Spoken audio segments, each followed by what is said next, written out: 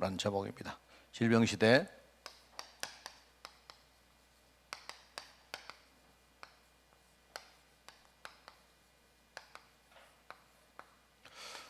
우리가 지금 코로나를 겪고 있고, 사실 조금 이제 마무리 단계로 가는가 이렇게 생각은 하지만 사실 전혀 지금 알 수가 없습니다. 알 수가 없고요. 또 유럽도 지금 보니까 그 독일 같은 데는 지금 하루에 한 5만 명, 6만 명 이렇게 나오고 있다고 해요. 그리고 네덜란드 같은 경우에 또 뭐 좀 조용하다가 보니까 지금 또 굉장히 심각하게 그렇게 되고 있고, 독일 같은 경우에는 내 이야기 들어보니까 또 이렇게 그 모든 문을 좀 닫으려고 하는 그런 이야기를 분위기가 있다는 이야기를 좀 들었습니다.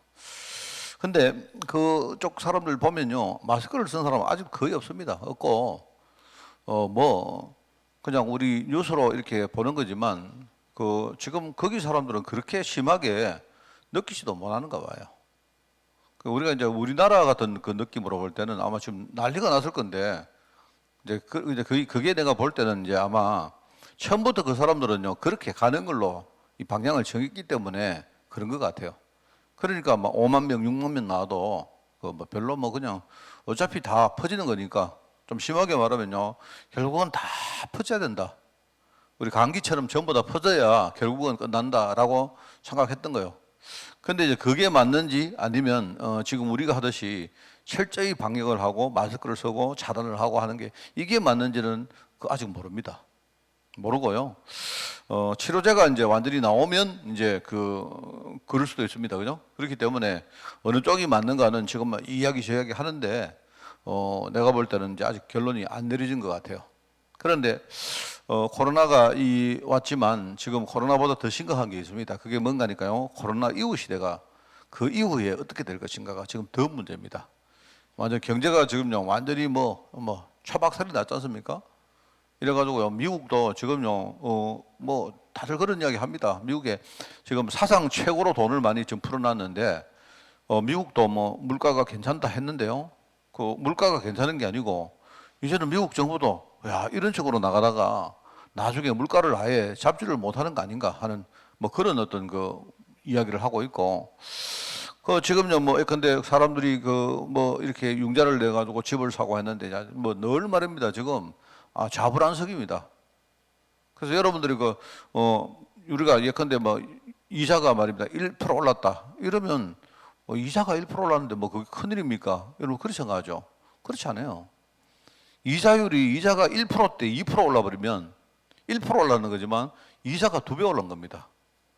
그러니까 어떤 이자를요 100만 원씩 내는 사람은 200만 원 내야 되고요 50만 원 내는 사람은 100만 원 내야 되고 그래요. 그러니까 이제 이게 가계가 말입니다 그렇게 돌아가면 지금 어떻게 되느냐 하니까 오히려 그게 이제 문제가 되어지면 이제 점점 사람들이 이제 더 돈을 안 쓰고 소비를 안 하면 이제 경제가 어떻게 되느냐. 사실은요 지금 내가 볼 때 각 나라의 중앙은행도 지금요 한 치 앞을 못 내다보고 있는 그런 시대입니다. 이러다 보니까 사람들 마음이요 점점 이렇게 강팍해지고, 그죠? 뭐 전부 다 사람들은요 자기밖에 모르고 막 이런 상황입니다. 그러니까 이제 불안하니까 지금요 자산 가격이 막 천정부지로 올라가는 겁니다. 내가 돈을 가지고 있는데 보통 사람도 그렇게 생각한다니까요. 내가 돈이 있는데 이 돈을 그냥 가만히 집에 놔두면 내가 점점 가난해지기 때문에 이걸 어떻게 해야 되겠는데 어떻게 해야 될지를 모르는 겁니다. 이런 상황이기 때문에 내가 볼 때 이 코로나보다 더 큰 눈에 안 보이는 문제가 지금요 사람들 속에 퍼지고 있는 그런 시대입니다. 그래서 나중에 코로나가 끝나도 결국은 이 추세를 과연 쉽게 우리가 잡을 수 있느냐 하는 그런 생각이 들고요. 내가 볼 때 이제 그 어떤 그 바뀐 변화된 어떤 그런 것들은요 이제 돌아오지 않는 게 많습니다. 이제는요 다시는 돌아오지 않는다. 자, 그런 걸 여러분이 생각하고 우리가 좀 말씀을 들으면 좋겠다는 생각입니다. 먼저 우리가 서론적으로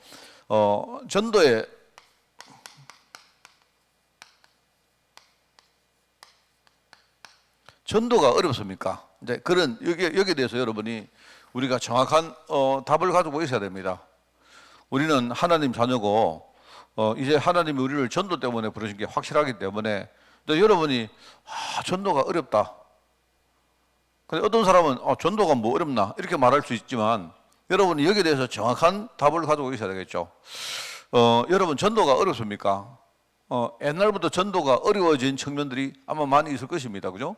우리가 몇 가지 정리를 해보면, 첫째는 우선은요, 우리가 살고 있는 사회 환경으로 볼 때 전도가 굉장히 어려워집니다. 지금은요, 이제 개인화, 그 다음에 어떤 다양성을 추구하는 그런 시대고, 그렇기 때문에, 그죠? 뭐 사람들이 어디 가서 마음대로 말입니다. 우리가 이렇게 전도하고 하는 것도 이제는 점점 어려워지고, 코로나를 우리가 지나면서 접근도 어렵고, 또 옛날만큼 사람들을 쉽게 이렇게 설득하는 것도 어렵습니다. 옛날에는 말입니다. 그냥 우리가 이야기를 해주면 많은 사람이 그냥 듣고 이렇게 됐는데, 지금은 사람들이 다 똑똑해요. 전화만 다 자기 생각이기 때문에 이렇고요. 그리고 또 옛날에 비하면 그 삶의 수준이 지금 많이 향상되기 때문에, 옛날에는 말입니다. 사람들이 못 먹고, 그다음에 못 입고, 그죠? 미래에 대해서 희망도 안 보이고 이러니까 예수 믿고 천국 가라 이러면요. 이제 그나마 세상에서 이렇게 갈급한 사람들은요, 그래도 내세 천국에 대한 어떤 기대, 소망을 가지고라도 이렇게 사람들이 복음을 받아들이고 하는데, 요새는 그런 시대가 아닙니다. 그러니까 이게 이제 사회적인 환경은 점점 전도가 어려운 쪽으로 갈 수밖에 없습니다. 그거는 우리가 아무 문제가 없는 게 뭐냐니까, 성경이 그렇게 된다고 분명히 예언을 해놨기 때문에 그대로 가는 겁니다. 조금씩 전도가 점점 어려워지는 쪽으로 가는 거예요. 창세기 3장 문제가 6장 11장까지 가듯이 이 흐름이, 그죠? 이제는 계속 가는 겁니다. 그러니까 그거는 말릴 수가 없습니다. 그렇게 사회 환경으로 볼 때는요, 지금 전도가 굉장히 어려운 시대고, 이제는 여러분이 만약에 함부로 누구한테 전도를 하다가는요, 법적으로 우리가 고소를 당할 수도 있는 어떤 그런 그게 되고, 최근에 근데 우리가 차별금지법 이런 거 이야기하면요, 예를 들어 가지고 차별금지법 뭐냐니까, 남이 싫어하는 것을 내가 강요한다든지, 이것도 굉장히 법적으로 우리가 어떤 그 법에 지배를 받는 그런 게 되는 거예요. 그래서 여러분들이 예컨대 내가 전도하는 게 목사님 뭐고 차별금지법이야, 그게 아니고요. 만약에 이 사람이 지금 말입니다, 어떤 제사를 지내고 있는 사람에게 제사가 진행되는데 그거 틀렸다 이렇게 말하면, 그 사람 입장에서는요, 자기가 가지고 있는 신앙 문화에 대해서 이거는요, 차별당한 거라고 볼 수가 있단 말입니다. 이렇기 때문에 우리가 함부로 이렇게 종교를 우리가 이야기를 한다든지, 이것도 이제 점점 문제가 와요. 근데 그 사람이 가지고 있는 종교, 어떤 성적 취향, 우리가 지금요, 여러 가지 어떤 동성연애에 대한 이야기를 많이 합니까? 그죠? 그런데 이런 것들을 우리가 마음대로 그게 틀렸다, 안 된다, 이렇게 말하면 이제 그 사람 입장에서는요, 굉장히 많은 어떤 자기를 비하하고 차별받았다 느낄 수 있단 말입니다. 그러면 이제 이런 식으로 이게 전부 다 어떤 법의 어떤 아래에 들어갈 수 있는 거죠. 그래서 지금 이제 목사님들이 죽어도 이 차별금지법을 반대하고 있는 게, 예를 들어 강단에서 우리가 동성연애를 그거는 틀린 거다 이렇게 말하면요, 이제 그 말씀을 듣고 어떤 사람이 차별을 받았다고 느끼면 그 금지법 그 아래에 그 목사님의 설교가 그 안에 지금 해당이 되는 겁니다 말입니다. 이런 것들이 많아요 지금은. 여러분들이 가서 말입니다, 어떤 사람에게 다 그 사람이 하고 있는 거 전부 다 네가 맞다 하면서 우리가 전도해야 돼, 그럴 수밖에 없습니다. 여러분이 그런 거 생각 잘해야 됩니다. 그래서 이 사회 환경이 점점 이렇게 돼가기 때문에 지금 전도가 굉장히 어렵다. 내가 볼 때 그게 틀린 게 아니고 맞다고 봅니다. 그리고 이제 지금 어떤 현장의 입장에서 볼 때는, 현장에 지금요, 어떤 현장의 여러 가지 상황들, 현장 상황을 보면요, 지금 현장에 여러 가지 문제들이 생겨나고 있는데, 이 문제가 점점 복잡해지고, 이게 복잡하기도 하면서 점점 심각해지고 있습니다. 그래서 이게 어려운 이야기입니다. 그래서 정말 여러분이 어디 가서 우리가 복음 가지고 어떤 사람을 치유할 때, 사실 그 치유가 굉장히 어려워요 지금은. 이제 이런 어떤 현장에 지금요, 여러 가지 저주, 재앙 이런 문제들이 점점 아까도 말했지만 복잡해지면서도 심각해지고 있습니다. 이렇기 때문에 이제 이런 것들이 지금 갈수록 이 상황은 점점 어려워질 것이고, 그죠?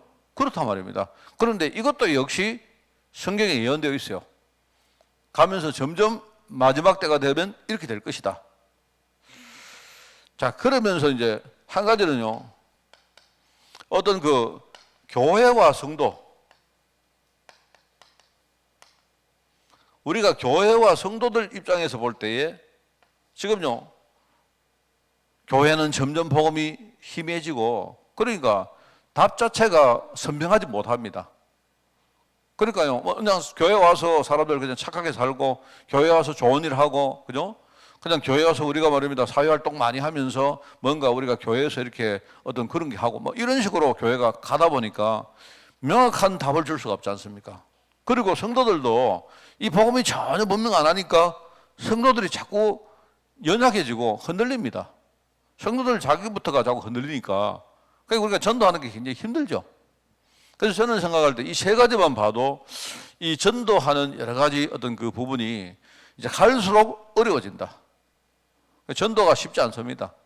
전도가 쉽다고 말하는 사람은요, 그건 현장을 모르고 한 말이든지 아니면요, 그 어떤 전도에 대한 어떤 자기만의 중요한 노하우가 있기 때문에 그렇게 말하든지 둘 중에 하나라고 봐요.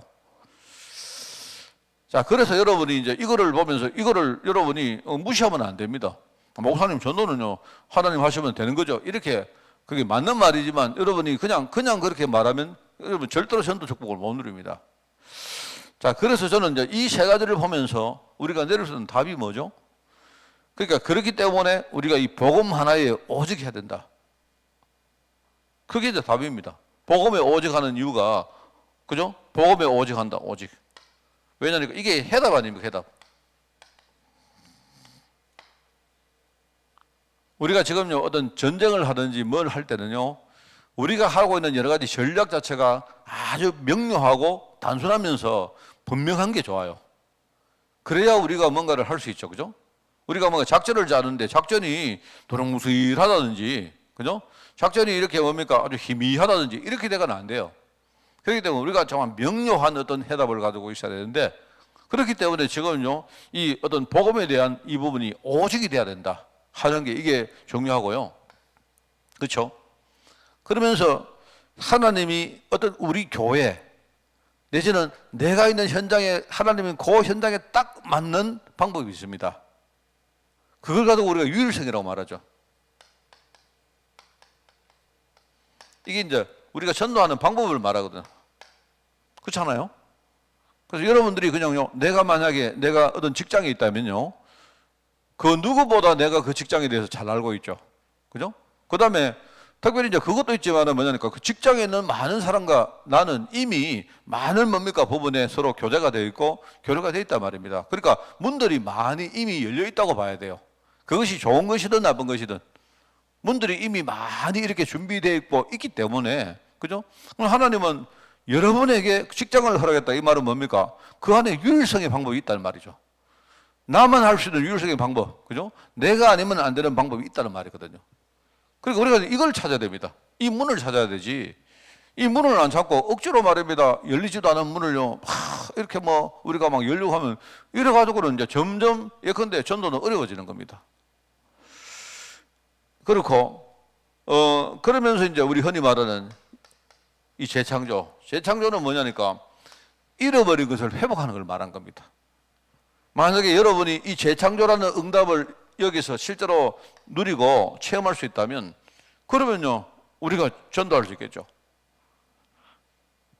그래서 지금 이걸 강조하는 이유가 그겁니다. 오직 유일성 재창조. 그래, 이걸 우리가 여러분이 생각해 보면 물론 전도가 쉽다 어렵다 그거는 일단 놔두고서라도 내가 볼 때 이걸 제대로 모르고 이걸 붙들지 않으면요, 일단 우리는 전도를 아예 꿈도 못 꿔보는 거예요.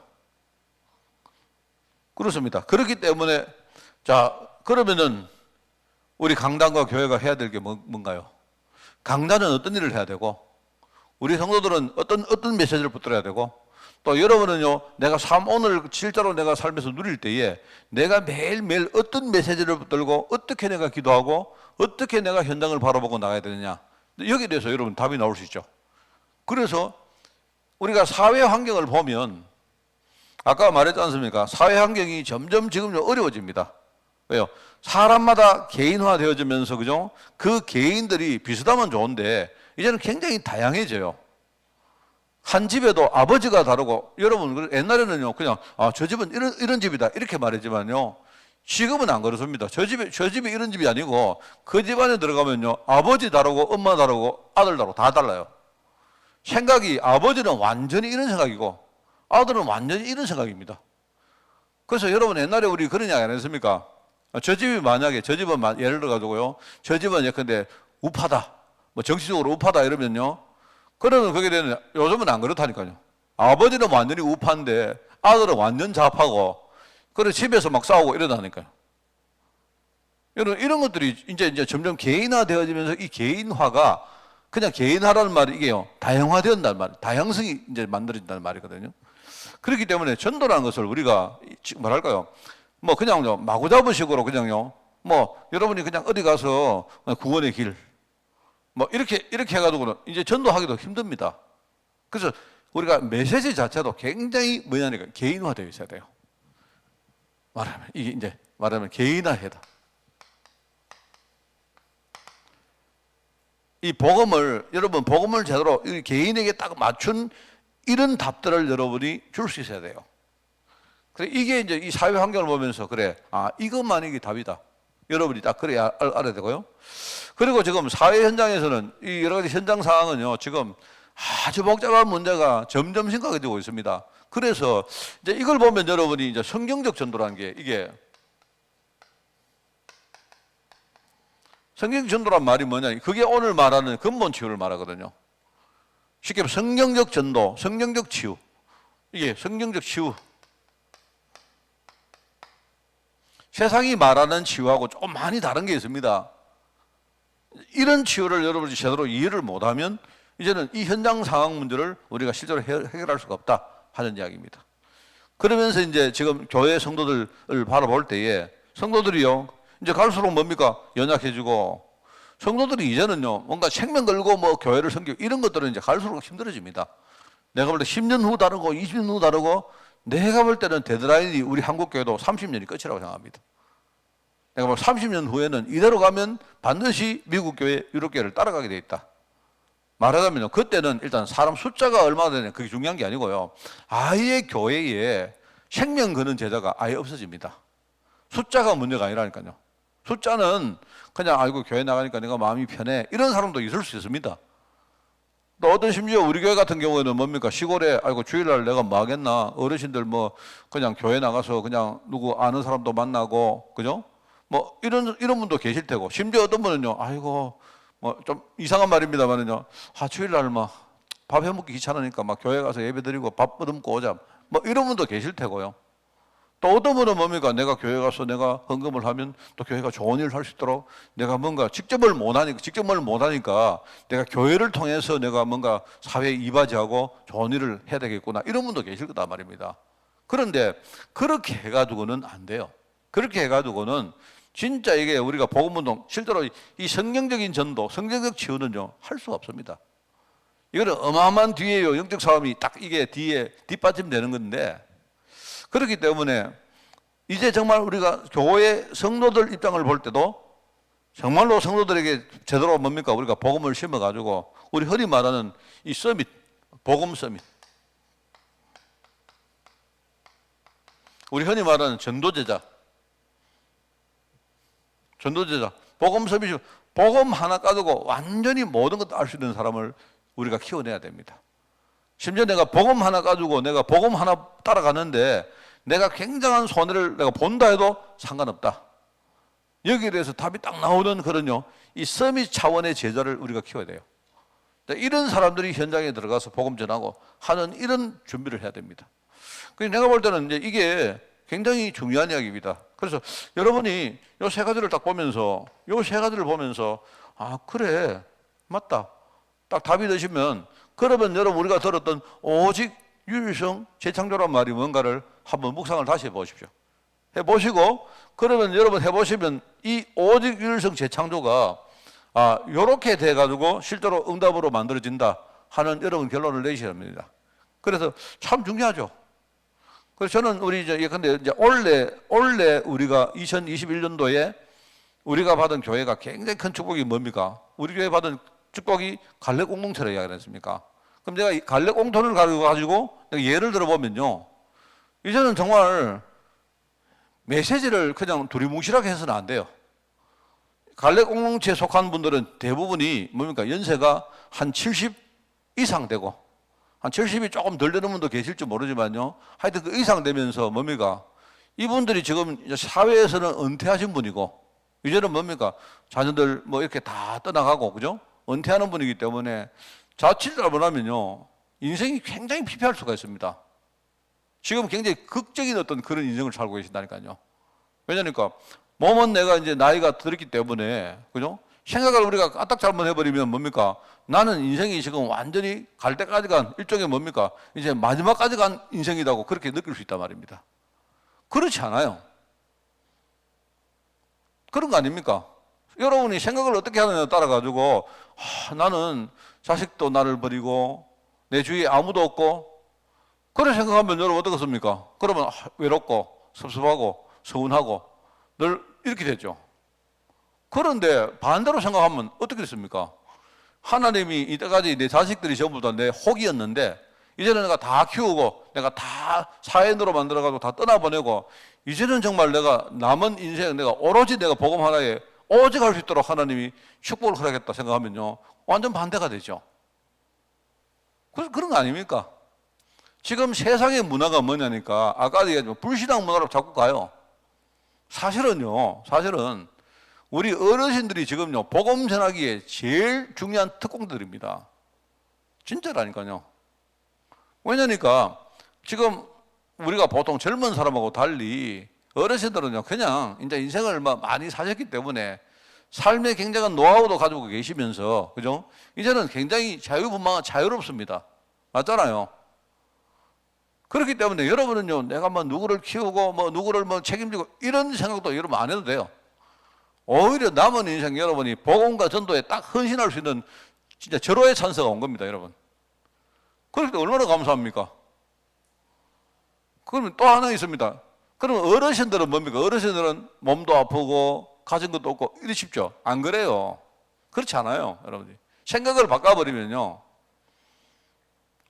여러분들처럼 많은 어르신들에게 여러분이 들어가서 복음 전하기요. 내가 말로 최고의 진짜 축복된 제자들입니다, 여러분들이. 진짜라니까, 진짜. 그리고 여러분들이요, 교회를 위해서 기도하고 후대를 위해서 기도할 수 있는요, 어떻게 보면 특권 가진 사람들입니다. 특권요, 지금. 그러니까 이거 얼마나 감사합니까? 그러니까 무슨 말인가 하면요, 여러분 연령체에, 그죠? 여러분 연령대, 그 다음에 여러분의 처해진 여러 가지 상황들 보시면서 진짜 개인화된 메시지를 한번 여러분 찾으셔야 돼요. 정말입니다. 그래서 얼마나 이게 중요한지 몰라요. 이걸 찾아버리면, 그죠? 현장에 딱 들어가 보면 여러분이 실제로 근본적으로 치유할 수 있는 사람들이 굉장히 많이 있습니다. 정말 이게 뭐냐니까, 우리 교회가 앞으로 나는요, 막 기대하고 있습니다. 나는요, 막 생각을 해보면 자꾸 기분이 자꾸 좋아요. 언제가 될지 모르지만 우리 갈래 공동체가 완전히요, 전도팀이 돼가지고 우리 지금 하만 현장을 막 완전 해집고 들어갈 그날이 언제 올까? 막 이 생각하고 있습니다. 뭘 하시라고 내가 여러분에게 부담 드리는 게 아니라니까요. 그러면 뭐냐니까, 여러분들이 그래, 난 복음 가지고 있기 때문에 내게 능력 주지 않아서 나는 모든 것도 알 수 있다. 여러분이 이 언약 딱 잡아버리면 되는 거 아닙니까? 그렇잖아요. 이러려면요, 이게 내가 볼 때 전도는 어렵습니다. 내가 볼 때 전도는 맞아. 전도는 쉽다고 말하는 사람은 현장을 모르고 하는 말이에요. 어렵지만요, 그러면 어려우면 어렵지만 앞으로 우리가 쉬운 전도를 해서 되는 게 아니고요, 진짜 전도를 할 타이밍이 왔다면 진짜 전도를 할 수 있는 지금 찬스가 온 겁니다. 우리가 지금요. 지금 그걸 향해서 우리 교회가 지금요, 강단과 우리 교회 행정과 모든 우리 교회의 여러 가지 시스템이 거기에 딱 맞춰가지고 지금요, 우리 부족하지만 정말로 우리 답이 있기 때문에 해보자고 우리가 그렇게 기도하고 함께 나가는 겁니다. 맞죠? 자, 그렇기 때문에 여러분 이걸 먼저 딱 붙으셔야 돼요. 그리고 이걸 보면서 우선은요, 시대를 봐라. 그리고 시대의 흐름을 봐라. 이 이야기입니다. 자, 그래서 이제 제5시대 이런 말을 했는데요. 예컨대 이제 1시대가 따로 있고 2시대가 따로 있고 그런 건 아니겠죠. 그런데 이제 쭉 시대의 흐름을 볼 때에 우리가 이렇게 왔는데 지금 이제 이 시대에는 뭡니까? 우리가 정말 여기에서 뭔가 탈피해서 정말 지금까지 이 흐름을 바꾸는 어떤 그런 중요한 분기점이 돼야 되지 않겠나? 이런 개념이죠. 그래서 나그네 시대라고 했습니다. 나그네 시대. 이 나그네 시대는 완전히 뭡니까?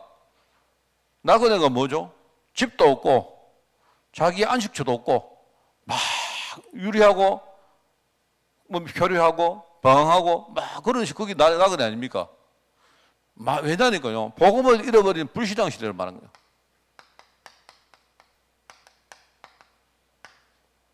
하나님을 떠나서, 그죠? 지금 아담과 하와가 에덴 동산에 쫓겨나가지고 말입니다. 완전히 그때부터 저주 가운데, 재앙 가운데, 지금 완전히 지금 뭡니까? 그렇게 복음을 잃어버리고 나그네 생활을 했던 일종의 이제 포로 시대를 말한 거죠. 노예 시대, 포로 시대.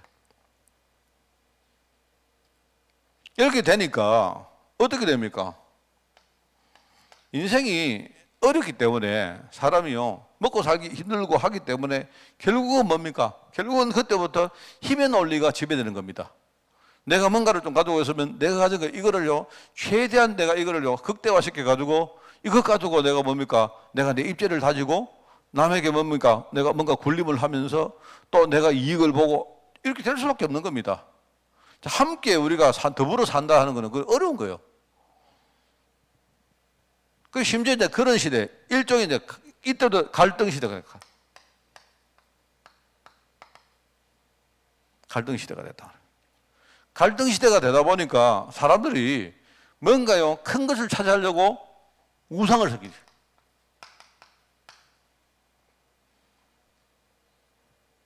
그러니까 이제 교회까지도 뭡니까? 복음을 잃어버리다 보니까 교회까지도 지금요, 이런 갈등 시대 속으로 휩쓸려 들어가가지고요, 교회가 율법화되어지고, 율법화된다는 말은 일종의 그게 계급체제입니다. 율법이란 말은요, 뭐가 맞다 틀리다를 딱 정한 거예요. 뭐가 맞다 틀리다 이거 딱 정해놔놓고 뭡니까? 이게 맞기 때문에 너희들 틀렸기 때문에 너희들은 이걸 따라야 돼, 이렇게 주장하는 걸 율법이라고 말한 거예요. 교회가 말입니다. 율법화되어지고 제도화되면서 점점 뭐냐니까 뭔가를 복음 놓치니까 다른 게 전부 다 교회가 좋은 거 한다 하는데 전부 다 그게 우상인 겁니다. 제가 누구하고 이야기를 좀 했는데 누가 질문을 하더라고요. 뭐냐니까 왜 선악과를 따먹었는데 눈이 밝아졌습니까? 또 하나는요, 눈이 밝아졌는데 왜 이상하게 자기를 보니까 이상하게 자기의 부끄러움이 먼저 보여? 그게 무슨 말인지 아시죠? 여러분이 그걸 아셔야 됩니다. 누가 이 질문을 내가 해가지고 여기에 대해서 내가 해설을 굉장히 길게 했던 적이 있었는데요. 이게 사람들이 그렇습니다. 여러분, 은혜 시대, 은혜란 말은, 그죠? 하나님 안에 있으면 뭐가 높고 낮고 뭐가 더럽고 깨끗하고 이런 게 없는 거예요. 은혜란 말은. 우리가 근데 이걸 세상적으로 비유를 해보자면 이런 겁니다. 부모님이 자식들 생각할 때는요, 자식들은요, 내가 사랑하기 때문에 내 은혜 밑에서는 우리 자식들 다 똑같아요. 잘난 놈 못난 놈 없다니까요. 뭐 예컨대 어떨 때는요, 자식이 이상한 짓 해도 그 더 사랑스러울 때도 있고 말입니다. 왜냐니까 부모의 은혜 아래 있기 때문에 그런 거예요, 그게. 그런데 선악과를 따먹는다 이 말은요, 이제 선과 선악과라고 했는데 그게 뭐냐면 정확하게 말하면 어떤 열매인데 그 열매의 어떤 속성 자체가 뭐냐니까 선과 악을 우리에게 알려주는 열매인 겁니다. 희한하죠? 그 열매를 딱 먹자마자 뭐냐니까 선과 악이라는 게 딱 규제가 돼요. 하나님 은혜 아래 있으면 그게 아무런 문제가 안 되는 건데, 근데 그때부터는 요게 선이고 요게 악이 되는 거예요. 근데 희한하죠? 그럼 인간의 속성은 뭐냐니까요? 자기를 딱 보면 선이 안 보이고 악한 게 먼저 보인다니까. 그래가지고 인간은 뭐냐니까 딱 보니까 자기가 부끄럽거든요. 이래가지고 이제 어떤 질문 때문에 어떤 사람이 성도가요, 너무너무 양심적입니다 말입니다. 여러분, 양심적인 거 그게 좋은 게 아니에요. 그게 이제 뭐냐니까 여러분 그런 게 있지 않습니까? 양심적이기 때문에 자꾸 뭡니까 보고만 붙들고 자기를 쳐다보고 눌리는 사람이 얼마나 많은지 몰라요. 그래서 어떤 사람이 이제 질문을 하는 겁니다. 목사님, 사람이 좀 이렇게 뻔뻔한 게 좋습니까? 양심적인 게 좋습니까? 그게 뭐냐니까 얻은 게 좋다고 물 부를 필요 없어요. 그게 부를 필요 없고, 하나님 은혜 안에 들어가면요, 그게 다 전부 다 살게 되는데, 우리가 사람이 양심적인 사람은요, 굉장히 사람이 깨끗하고 건전한 사람 아닙니까? 그죠? 하나님 은혜 안에 있으면 그게 다 살게 되고, 또 어떤 사람은 약간 우리가 좀 뻔뻔하고 우리가 좀 마음이 좀 이렇게 강직한 사람 있지 않습니까? 그러면요, 이 사람이 하나님 은혜 아래서는요, 그게 살게 돼 있는데, 이게 하나님 은혜 밖으로 나가니까 뭡니까? 강직한 그 성품이 막 뭡니까? 자기가 막 죄를 짓는 성품으로 바뀌어버린 거예요. 그리고 굉장히 깨끗한 성품은 뭐냐니까요, 눌리는 성품으로 바뀌어버린 거예요. 이래가지고 눌리든지 아니면 자기가 만용을 하든지 뭡니까? 복음만 안 붙들고 맨날 딴 걸 붙들게 된 거예요. 그게 여러분 창세기 3장 이야기입니다. 그래서 참 그거 보면서 야, 이게 교회조차도 말입니다. 뭔가를 율법으로 딱 정해가지고 이게 맞고 저게 틀리고 이런 식이 돼요. 이러다가 나중에요, 우리가 뭔가 이게 맞다고 극도로 우리가 주장하면 뭡니까? 그게 우상이 되는 거예요. 여러분 무슨 말 알겠습니까? 우상이라는 것은 뭡니까? 우리가 주장하는 것의 극상을 말하는 거예요. 극상. 절대를 말하는 거예요. 절대. 이래 되다가 완전히 인생이 망하는 겁니다. 그러면서 교회가 완전히 뭡니까? 개인화 돼가지고 개인화 시대. 개인화 시대가 오는데요, 이 개인화 시대를 통해 가지고 교회는 극단적으로 갈등을 합니다. 분열을 하는. 쉽게 말하면 이러는 가운데, 이렇게 하는 가운데 교회와 현장에 지금요 어마어마한 재앙이 오는 재앙 시대가.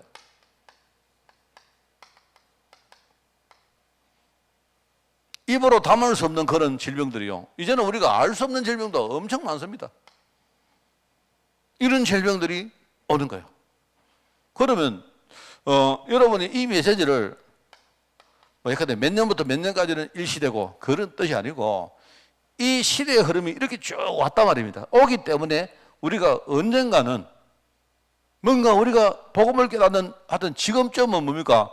이 흐름을 바꾸는 중요한 운동이 시작돼야 안 되겠습니까? 이 흐름이 뭐냐니까 우리나라만의 문제가 아니잖아요. 안 그렇습니까?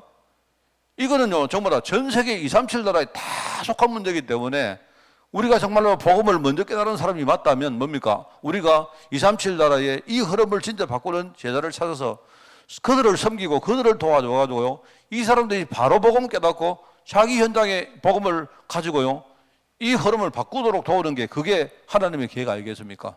그래서 그런 의미에서 우리가 237 제자,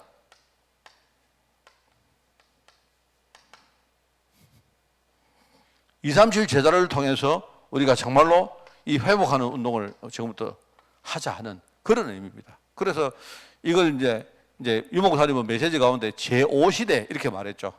그럼 뭐 제5시대라는 말을요, 뭐 자꾸 여러분이 그 숫자를 의미를 두지 마세요. 만약에 이걸 4개로 이야기했으니까 이제 그 다음이 5시대지. 이게 만 10개였으면 한 11시대 좀 안 됐겠습니까? 그러니까 여러분이 이 흐름을 보라. 아, 우리가 살고 있는 게 정말 그렇구나. 정말 여러분들이, 우리가 그냥 교회 나와서는 안 돼요. 그래서 이걸 생각하면서, 자, 지금부터 우리가 이제 영혼 치유를 해야 된다. 영혼 치유를 하는 거, 뭐 아시죠? 이러면서 이제 실제로 영혼 치유는 가장 이거는 근본을 말하고 근본 치유를 말하는 것이고요. 그 다음에 우리 눈에 보이는 또 눈에 보이지 않는 많은 치유와 관계된 실제가 있습니다. 실제. 이 실제 치유.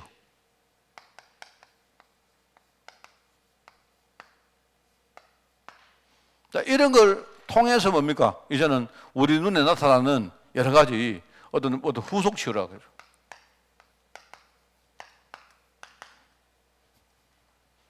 뭐 이런 것들을 우리가 생각하고 실제로 치유에 임하면 되겠죠. 영혼 치유, 이게 나옵니다. 사단이 가져들은 12가지 흐름.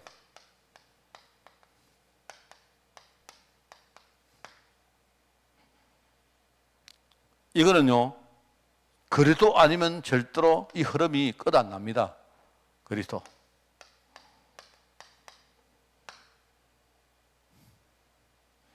그래서 하나님이 주시는 신분과 권세, 이 그리스도를 통해서 하나님 주시는 신분과 권세.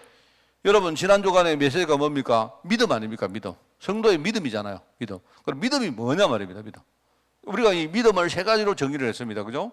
뭐 첫째는요, 내가 하나님 자녀라는 이 신분에 대한 믿음, 이거를 흔들리지 않아야 돼요. 그래야 우리가 내 자신을 지킨다고 안 했습니까? 우리가 나를 지킬 수 없으면 그러면 그 다음은 우리가 없는 겁니다. 그렇잖아요? 내가 하나님 자녀인데 내가 이 부분이 흔들려 버리면 그러면 예수님께서 베드로 보고 베드로가 주는 그리스도시여 이 고백을 했지만 근데 이 고백에 대한 흔들리지 않는 자기의 믿음을 반석이라 말한 거예요. 무슨 말 알겠습니까? 내가 이 반석, 네가 정말로 이걸 믿고 너의 이 신앙이 정말 반석까지 되어지면 그 위에다가 내가 교회를 세우겠다 했거든요. 그러니까 이게 중요한 겁니다. 그리고 뭐라 했습니까? 그리고 내가요, 우리가 이제 영적 신분은 이미 우리는 딱 정해졌습니다. 문제는 내가 이거를 흔들리고 있느냐 아니면 내가 확고하냐 그 문제지. 이제는 돌아갈 수 없다니까요, 우리가. 아까도 말해 여러분이 광야를 걸어가는데 아무리 여러분이 힘들고 해도 애굽 땅으로 다시는 들어갈 수가 없습니다. 왜요? 홍해 이야기 했지 않습니까? 홍해 이야기도 했고 하나님이 뭐라 했습니까? 하나님이 홍해 바다를 건널 때 뭐라 했습니까? 네가 오늘 이후에 다시는 이 사람들을 보지 못할 것이다 했죠. 그러니까 이제 더 이상 우리는요 애굽으로 돌아갈 수 없습니다. 애굽으로 돌아갈 수 있는 방법이 없어요. 더 이상. 그렇습니다. 그렇기 때문에 이거는 여러분 흔들리지 않는 문제가 딱 남아있는 것이고 그러면 우리가 남은 사명은 뭡니까? 내가 신분은 완전히 바뀌었기 때문에 지금 내가 할 수 있는 사명은 뭐냐? 내가 이제는 할 게 영적 사업밖에 없는 거야. 나를 위해서, 우리 가정을 위해서, 또 뭡니까? 우리 후대를 위해서, 내 교회를 위해서. 여러분 이게 싸우는 이 영적, 여기에 우리가 필요한 게 권세단 말이에요. 권세. 그러니까 영적 권세를 딱 가지고 이 영적 권세를 여러분이 붙드는 믿음 가지고 싸우시는 거예요. 이거밖에 없단 말입니다. 그러면서 우리가 또 한 가지는 이야기했죠. 뭐냐니까 우리 후대들에게 내가 진짜 영적 배경을 내 믿음을 영적 배경으로 만들어서 우리 후대들에게 물려주는 겁니다. 여러분 이런 예들이 정말 많습니다. 그래서 여러분들은 그냥 옛날에 우리 어르신들 말했던 거 아닙니까? 우리 집은 앞으로 내가 신앙 3대 4대 될 것이다. 뭐 신앙이 10대까지 될 것이다. 이렇게 생각하면 돼요. 그러니까 여러분이 뭘 따지지도 말고 묻지도 말고 내가 정말로 기도하고 내가 전도하고 했던 이런 것들이 믿음이 되어지면요 전부 다 우리 후대에게 어떤 식이든 전부 다 유산이 되어 물려집니다. 그렇습니다. 지금 우리가 흑수저다 뭐 금수저다 뭐 이런 이야기 안 합니까? 내가 볼 때 지금요 그런 부분이 너무 사람들에게 심각하게 이렇게 부각되기 때문에 나는 내가 볼 때 여러분은요 진짜 우리 영적인 금수저 만들어 가지고 우리 후대에게 물려줘야 돼요. 정말입니다. 이러면서 이게 되어지면서 뭡니까? 우리 마음과 생각.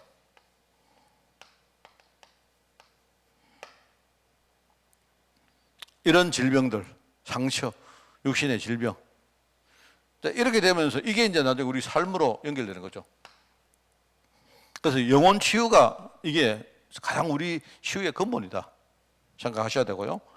자, 그 다음에 이제 실제로 우리가 살아갈 때에 이 삶을 치유하는데 여기에 정말로 우리가 실제 치유에 굉장히 중요한 것들이 몇 가지가 있습니다. 그게 뭐냐니까 일단은 우리가 바꿀 게 많아요. 우리 흔히 갱신이다, 갱신. 여기 보니까 우리 뇌 안에 각인된 것이 있다. 저도 잘 모르는데 우리 전두엽 같은 그런 어떤 부위가 있거든요. 전 잘은 모릅니다. 제가 이제 뭐 잘 모르는데 저도 문과 출신이기 때문에 잘 모르는데 우리 뇌 안에 어떤 특정 부위가 여러분도 우리가 예컨대요 뇌출혈 같은 거 할 때 만약에 여러분이 그냥 보통 일반적인 부분에 뇌출혈이 되면 그렇게 심각하지 않아요. 왜냐니까 그게 뇌가 이렇게 뇌 안에 핏줄이 터졌다는 말이거든요. 터지면 핏줄이 터지는 것 자체는 문제가 크지 않습니다. 그럼 여기서 이제 피가 나올 거 아닙니까? 이 피가 우리 뇌의 표면에 이렇게 피가 이렇게 고여 있다가 이게 시간이 지나니까 뭡니까? 굳어버리는 거예요. 굳어버리면 어떻게 됩니까? 피가 여러분 있죠? 피가 우리가 이렇게 나와서 굳어버려서 뭐 그러면요 그 핏줄이 막히는 것이고 그런 거 아닙니까? 그런데 문제는요 굳어진 그 피 때문에 우리 뇌 일정 부분이요 작동을 안 하는 게 문제가 돼요. 그런데 이제 그게 이제 보통 우리가 어떤 부위는 괜찮은데 우리 예를 들어 전두엽이라든지 이 몇 개 부위가 있습니다. 중요한 부위. 거기에 그렇게 되어지면 그러면 내가 만약에 팔을 써야 되는 부위가 그렇게 되면 팔을 못 쓰는 것이고, 그죠? 만약에 내가 의식을 하는 부위가 그렇게 되면 그러면 그때부터 내가 혼 상태가 되는 것이고, 이렇게 되는 거예요. 그래서 우리 뇌 안에는 굉장히 우리가 사람이 알 수 없는 굉장히 미로가 있습니다. 근데 문제는 이 뇌 안에 뭔가가 각인되기 시작하는데, 사람들이 우리가 예컨대 말하면 상처를 받았다. 그럼 상처받으면 굉장히 우리가 충격을 안 받습니까? 그러면 그게 나도 모르게 뇌에 딱 각인된 거예요. 그거는 꿈으로 나타나고요.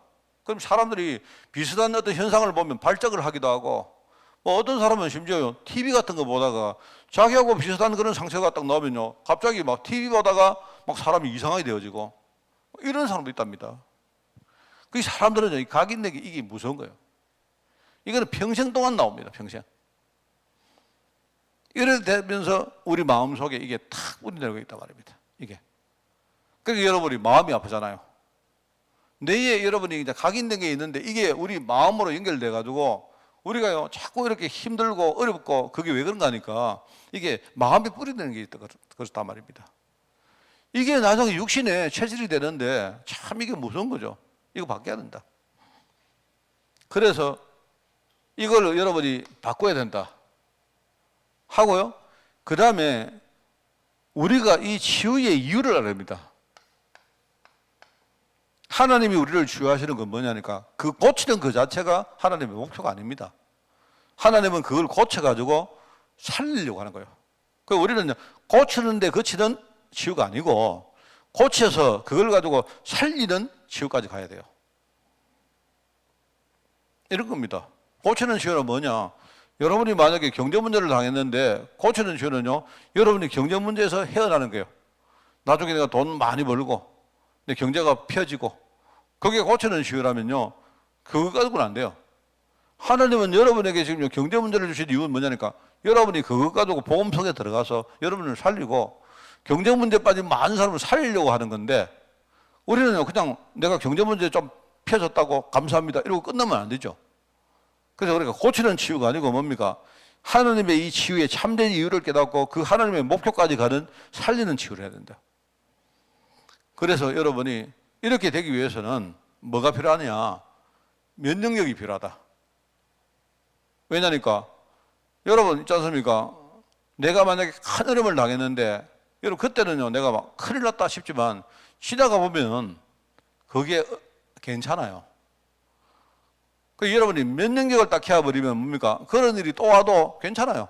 아, 지난번에 보니까 내가 지금은 큰일 났다, 내가 죽었다, 이제는 끝이다 싶지만요, 안 그래요.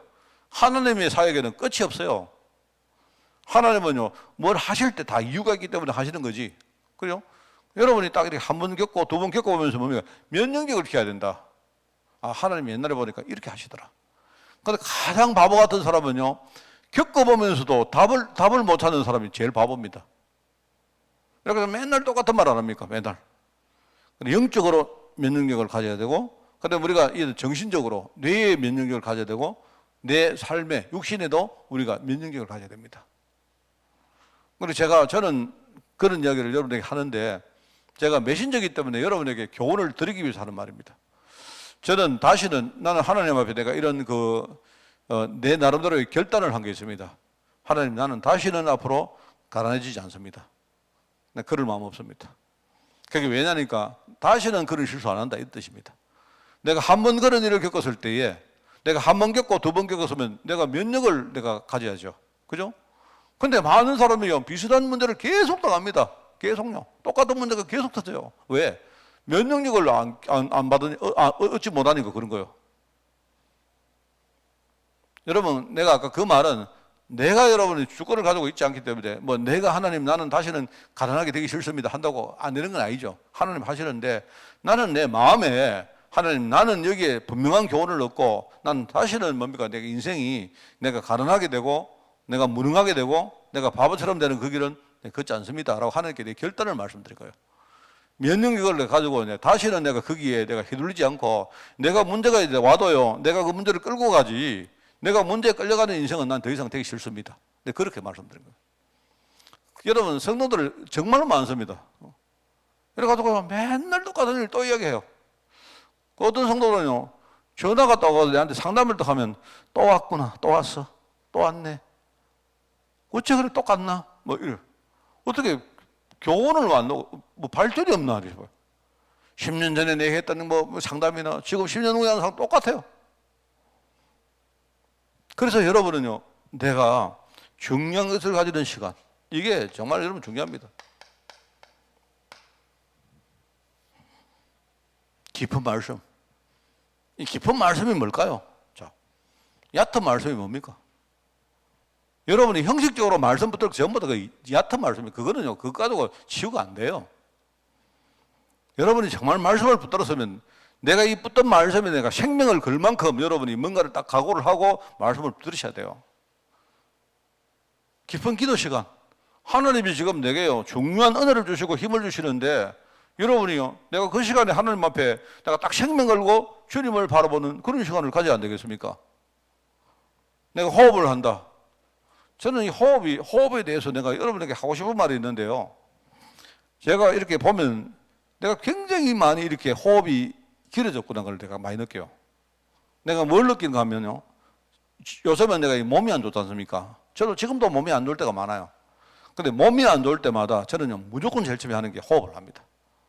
호흡을 어떻게 하느냐? 저는요, 막 여러 가지 복잡한 거 싫고 해도 잘 안 되고, 그 다음에 뭡니까? 내가 하는 방법이 있는데요. 나는 호흡을 무조건 합니다. 나는 무조건 호흡을 길게 집어넣습니다. 넣어가지고는요, 제가 호흡을 제일 오래 잡으면 내가 완전히 이렇게 여기다가 숨을 확 넣은 상태에서 저는 내가 시간을 다 재봤는데 1분 30초를 저는 참을 수가 있습니다. 1분 30초를, 1분이 지나면 그때부터는 막 몸을 막 듭니다. 참으려고 막 합니다. 그 왜냐니까 내 배 속에, 내 이제 말하면 배 속이 아니죠. 이 어떤 허파 속에 혹시 이렇게 그 공간이 조금이라도 있는가를 내가 굉장히 이렇게 뭡니까? 막 찾습니다. 이렇게. 숨을 안 쉬고. 이래가지고요, 한 1분이나 1분 30초를 한 3번만 내가 호흡을 했다. 바로 저는 회복됩니다. 바로. 아침에 여러분이요, 저는요, 잠을 1시간 자고 2시간 자고 안 잘 때도 많아요. 그럴 때 많게 되고, 그러면 내가 어느 날요, 내가 설교하러 딱 나오면요, 힘이 쫙 빠지지 않습니까? 근데 제가 일단 임시적으로라도 내가 호흡을 3번만 딱 하면요, 그럼 일단은 힘이 딱 납니다. 그러면요, 내가 1시간은요, 그 호흡에 힘 가지고 내가 여러분에게 설교할 수 있습니다. 근데 야, 호흡이 참 중요하구나, 저 느낍니다. 우리가 음식도 깊은 음식, 깊은 음식이 따로 있겠습니까? 그게 아니고요, 뭔가 우리 인생에 하나님 앞에 정말로 내 인생을 드릴 수 있는 그런 음식을 여러분이 찾아라, 이 말입니다. 그러면서 내가 인생을 여러분이 깊이 살고 이런 시간들을 가져라. 그러면서 이제 육신 치유입니다. 결국은 우리가 후속적으로 계속 뭡니까? 우리가 받은 이 복음에 대한 거, 그죠? 그래서 우리가 확신을 가진다는 말은요, 흔들리지 않는단 말이거든요.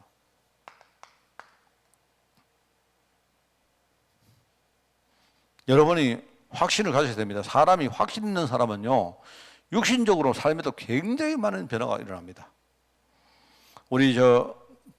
내가 우리 고사물 집사한테 이야기를 내가 했는데요. 이제 신학교를 다니기 때문에 앞으로 만약에 우리가 교육자가 된다든지 하면요, 특별히 이제 이 지금 연구원을 다니기 때문에 앞으로 목회자 후보상이 돼요. 그러면요, 이 부분이 안 되어지면 우리가 확신 딱 가진 거하고 내가 하는 목회, 내 인생하고 굉장히 관계가 있습니다. 목사님이 확신이 없으면요, 일단은 늘 처지고, 늘 뭡니까? 우울하고, 늘 뭡니까? 얼마나 이게 중요한지 몰라요. 이래가지고, 그 다음에는 뭐냐니까, 이게 확신을 가진 정도가 아니고 내가 확인해버리면 어떻게 됩니까? 그리고 실제로 이게 확인 정도가 아니고 체험할 정도가 된다.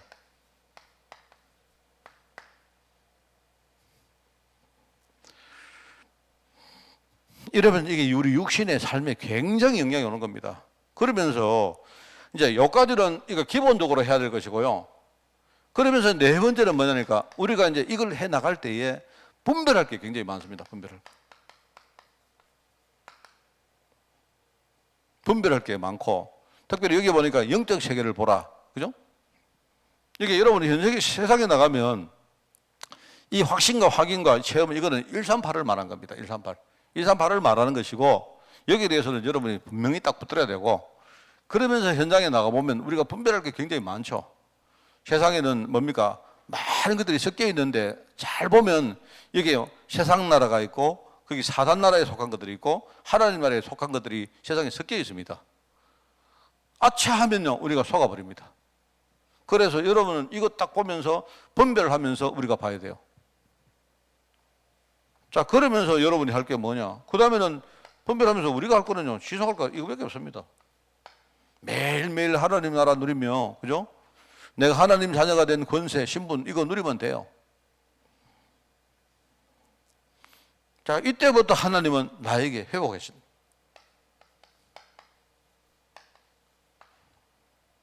여기 나오죠.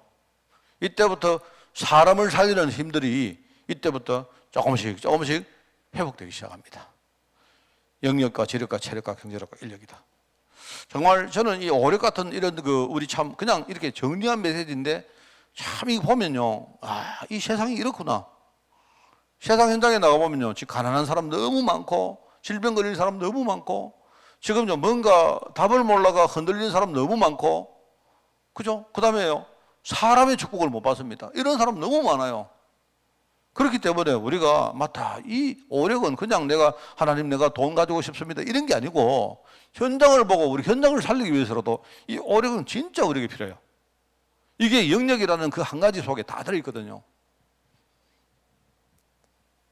그러면서 우리는 하나님이 나를 24시 통해가지고 영적 서밋으로 우리 인생의 방향을 여기다 딱 잡는 겁니다. 자, 그렇습니다. 자, 그래서 아까 이야기했죠. 결론이 뭐냐? 지금 237 현장과 그리고 또 현장, 여러 가지 지금 성도들 현장, 후대 현장에 빈 곳이 진짜 우리 사각지대가 우리를 기다리고 있습니다. 이 사각지대가 있는데요, 이걸 살려버리면 황금원장이 되는 것이고, 이걸 계속 놔둬버리면 그게 재앙지대가 되는 겁니다. 그죠? 그래서 여러분이 여기에 부름받아서 하나님이 쓰실 그런 신분이기 때문에 여러분 승리하시고요, 이 질병 시대의 근본 치유를 가지고 우리 앞으로 전도하는 그런 축복이 여러분에게 있기를 바랍니다. 기도하겠습니다. 하나님 아버지, 우리 교회가 이 개인화 해답, 또 성경력 치유, 또 그리고 복음 서밋, 여기에 응답받는 교회로 우리 교회를 축복하여 주옵소서. 하나님, 이 시대 하나님 보실 때 한빛교회가 우리 초대교회처럼 많은 부분에 우리가 응답받아서 우리 앞으로 성도들이 자기 처한 그 모든 현장에서 전도하고 제자를 사는 그 일에 쓰임받는 교회로 축복하여 주옵소서.